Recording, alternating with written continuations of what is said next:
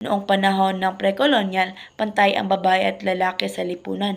Pareho silang may karapatang mamuno at magmay-ari ng lupa at makilahok sa gawaing panlipunan at babaylan.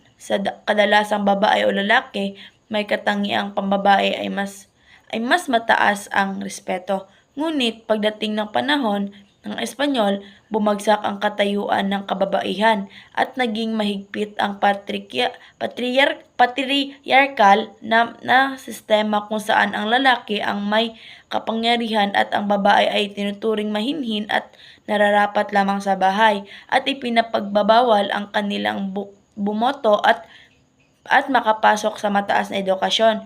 Sa panahon ng Amerikano naman ay nagbago ang kalagayan ng kababaihan dahil sa ipinayagan nilang mag-aral, magtrabaho at lumahok sa kilusan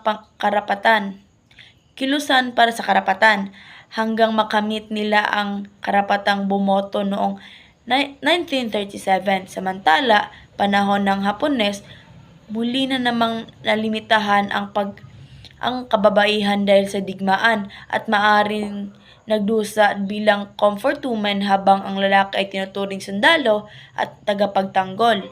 Sa kasalukuyan, mas bukas ang lipunan sa pagkapantay-pantay ng kasarian kung saan parehong babae at lalaki ay may karapatang mag-aral, magtrabaho, mamuno, makilahok sa politika at patuloy ang laban para sa gender equality kabilang ang sumusuporta para sa LGBTQ+, bagaman manatili pa rin na isyu ang diskriminasyon at stereotypes.